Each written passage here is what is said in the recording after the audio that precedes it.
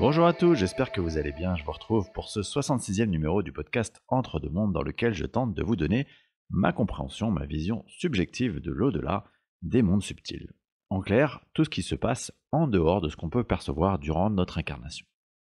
Cette vision, elle est issue de mon parcours personnel, de mes lectures, de mes échanges avec des praticiens divers et variés, qu'ils soient médiums, énergéticiens, chamans, etc. Mais aussi de mon expérience en tant que praticien en hypnose transpersonnelle, hypnose qu'on appelle hypnose spirituelle ou régressive, car elle nous emmène souvent dans nos vies antérieures, à la recherche des enseignements, des compréhensions de ce que nous avons déjà vécu, et de comment ce vécu peut influencer notre vie actuelle. Aujourd'hui, j'ai envie de vous parler d'une notion qui fait débat, et qui est le pardon.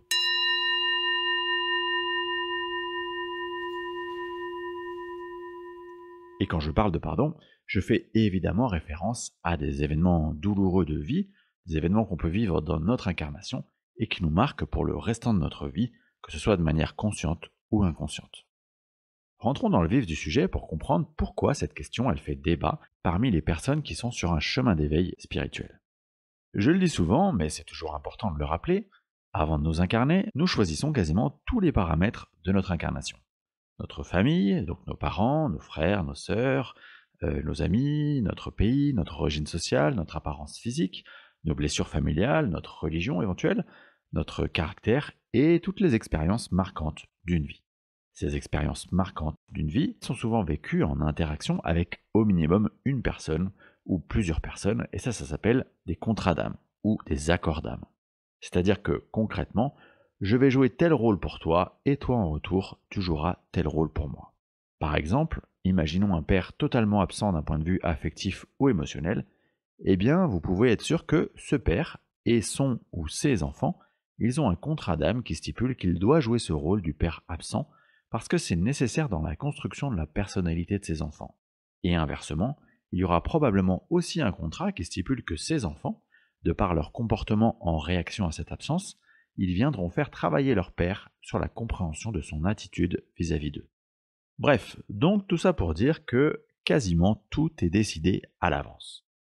Et si tout est décidé à l'avance, on choisit en tant qu'âme qu'une personne, elle puisse venir nous faire du mal. Car d'un point de vue de l'âme, c'est bénéfique pour notre expérience, pour notre évolution.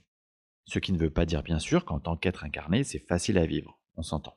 En tant qu'âme, vous avez donc probablement spécifiquement demandé à une autre âme d'être votre tortionnaire. Et donc, suivant cette logique, il n'y a rien à pardonner, puisque cette âme, finalement, elle ne fait rien de plus que de jouer le rôle que vous lui avez demandé de jouer. Eh bien, sachez que cette vision, elle m'a accompagné durant quelques temps, durant quelques mois, avant que je ne change d'avis, et je vais vous expliquer pourquoi. Dans mes séances d'hypnose transpersonnelle, il n'est pas rare, il est même plutôt assez fréquent, que des défunts viennent s'inviter durant cet exercice. Et s'ils s'invitent, c'est pas par curiosité, mais c'est toujours parce qu'ils ont un ou des messages ou des conseils à transmettre aux consultants. Et parfois, s'ils s'invitent, c'est aussi parce qu'ils ont besoin de demander pardon par rapport à ce qu'ils ont pu faire ou dire aux consultants durant leur incarnation. Donc, mon questionnement, c'est pourquoi est-ce que ces défunts, ils ont besoin de demander pardon si, quelque part, ils n'ont fait qu'effectuer le rôle qui leur était demandé? Eh bien, en fait, pour comprendre cette notion, il faut expliquer ce qu'est le plan de conscience d'une conscience désincarnée. Autrement dit, qu'est-ce qui se passe pour votre conscience quand vous sortez du corps physique, quand vous mourrez? Avant d'avoir cette compréhension des plans de conscience, je pensais qu'un défunt, lorsqu'il retournait sur les plans subtils, donc après son décès, il reprenait très rapidement toute la conscience de son vécu d'âme et donc de l'imbrication de ses incarnations.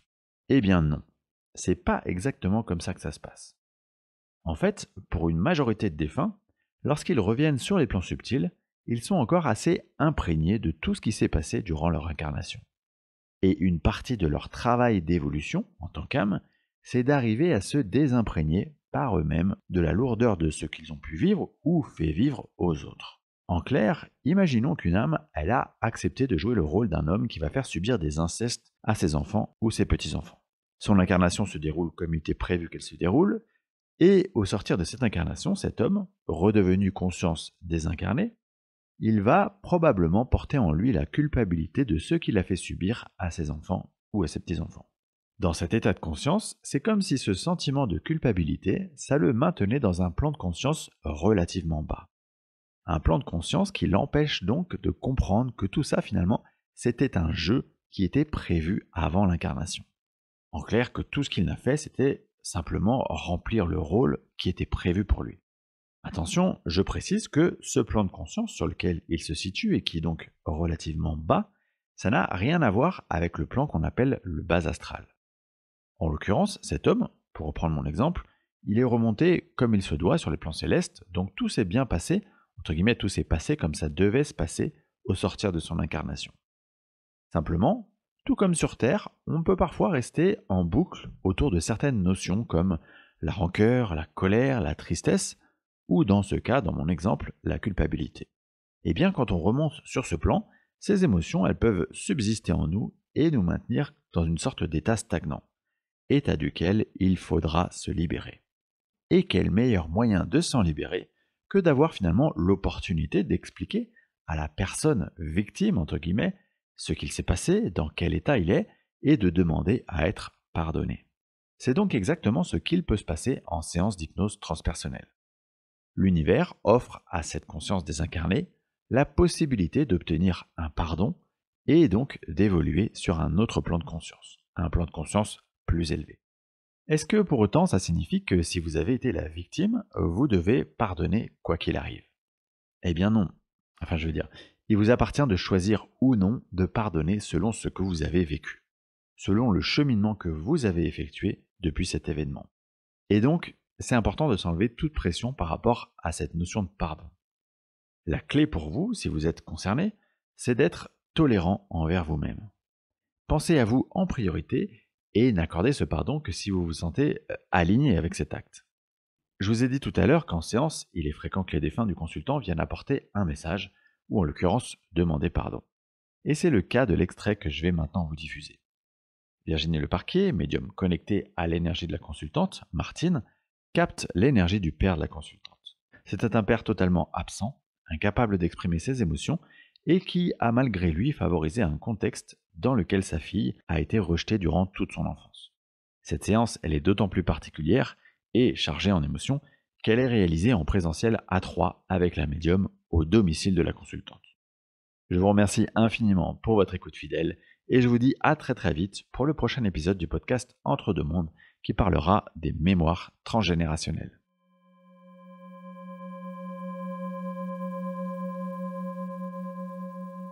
Une énergie masculine très différente, donc oui. un autre défunt. Oui, comme s'il s'affairait. Tu sais, il a besoin de s'occuper, il ne peut pas rester. Autant la grand-mère était, tu vois, positionnée à côté du lit debout. Là, c'est un monsieur qui bouge, qui s'affaire, qui range des choses, qui a besoin de s'occuper. Tu vois, j'arrive pas à percevoir si on est sur l'énergie d'un père, d'un grand-père, ou même d'un mari. Alors, elle a effectivement perdu son père il y a quelques années. Je vais te donner son prénom, tu vas me dire déjà si ça peut valider. C'est Martin. Ouais, la grand-mère valide. Il est un peu perdu. D'accord. Ça veut dire quoi, il est un peu perdu? Je sais pas comment dire. Dans sa vie d'avant, enfin, dans sa vie terrestre. Okay. Quelqu'un qui était un peu à la recherche de quoi faire. Besoin de s'occuper. Mon père pourrait, être un peu. Ça pourrait correspondre aussi à l'énergie de votre père. Pourrait être comme ça. On va simplement demander à cet homme s'il veut bien nous donner le message et la raison de sa présence aujourd'hui. Alors déjà cette sensation que, tu sais, on a oublié des choses ou... Je sais pas. Et puis il me dit, je sais pas où j'ai rangé quelque chose. D'accord. Elle est un peu perdue. Est-ce qu'on peut demander au guide de Martine de nous aiguiller sur le sens de sa venue, de sa présence?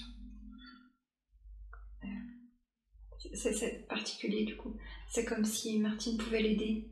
Ah ouais, c'est ce que je pensais. Eh oui. Okay. D'accord. En quoi Martine a la possibilité de l'aider et en quoi c'est nécessaire pour lui d'être aidé? Il a besoin certainement d'énergie ou d'entendre des choses, ou il a besoin d'une certaine libération avant de pouvoir évoluer vers d'autres plans. D'accord. Pour l'instant, il cherche quelque chose où il manque un élément. D'accord. Qu'est-ce qu'il aurait besoin d'entendre et en quoi c'est important que ce soit Martine qui donne cette information? On va être bien sûr sur une notion de pardon, mais après c'est le libre arbitre de Martine. Bien sûr. Qu'est-ce que ce pardon, pourquoi c'est nécessaire pour lui de se... Ça lui permettrait de se décharger un petit peu, de se rendre compte que tu vois l'impact que ça a eu sur la vie de plusieurs personnes. Tu sais, comme s'il a besoin d'entendre un pardon terrestre. Ouais. D'accord. Pour enlever sa culpabilité. Sa culpabilité, elle est liée à son, donc du coup à cette vie qu'il a eue et... Oui, puis au fait de ne pas trop communiquer, de garder beaucoup de choses, de garder une certaine distance. Ouais. D'induire du non-dit, Ouais. de l'incompréhension. Effectivement, c'est la manière dont on a décrit l'énergie de Martin lorsqu'il était vivant, c'est-à-dire ce côté absent et difficile de percevoir des émotions. C'est ça. Certaines. Ok. Est-ce que Martine, aujourd'hui, vous êtes ok pour lui accorder ce pardon, pour lui donner cette énergie? Bien sûr. Ok. Bien sûr. Je lui pardonne, évidemment. Très bien. Je comprends qu'il pouvait pas, qu'il savait pas. Ok. Qu'il s'en rendait pas compte. Qu'est-ce que ça lui fait d'entendre ça? Il me dit, j'avais tellement besoin d'entendre. Même si je le savais, j'en avais besoin. C'est comme un cadeau en fait que tu me fais. Ok. Moi aussi, c'est un cadeau. Bien. Qu'est-ce que ça va permettre pour lui d'avoir... De retrouver son chemin.